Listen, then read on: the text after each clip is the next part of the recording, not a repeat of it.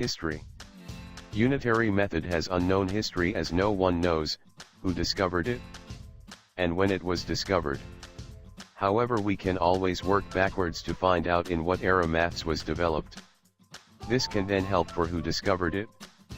What is a unitary method? The unitary method is a technique which is used for solving a mathematical problem by finding the specific value of a single unit such as 3, by dividing, and then you are finding the necessary value by multiplying the single unit value. Concept. Unitary method is the key always to find for one item. 1. A man walking for 7 miles in 2 hours. So how far does he travel in 7 hours? So, one would first calculate how far the man walks in 1 hour. Then assuming that he would walk half the distance from 2 hours would mean that the person actually walks at the speed of 3.5 miles per hour. Example number 2. Find the rate of edible oils of the cost of 200 liters is 400 rupees. First of all, the cost of 200 liters of edible oil equals 400 rupees. Cost of 1 liter of edible oil equals 400 rupees divided by 200. So, the example number 3. If you were asked to return 6% of the 500 rupees as interest, then what is the amount of the interest you have to pay? So, let's take 500 rupees as 100%. In other words, 100% of total money is equal to 500 rupees.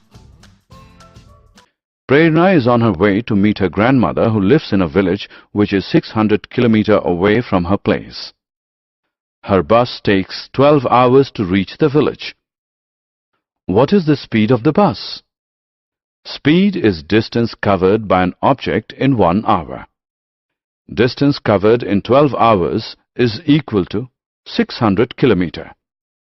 Distance covered in 1 hour is equal to 600 divided by 12, which is equal to 50. Therefore, the speed of the bus is 50 km per hour. Had Prerna's grandmother's place been 1000 km away, in how many hours would Prerna have reached her grandmother's place? Time taken to cover 600 km is equal to 12 hours. Time taken to cover 1 kilometer is 12 divided by 600 hours. Time taken to cover 1000 km is equal to 12 upon 600 into 1000, which equals 20 hours. Prerna would have reached her grandmother's house in 20 hours. Conclusion. When we go to the market to buy any article, we ask the shopkeeper to tell the price of the article. This is called unit price.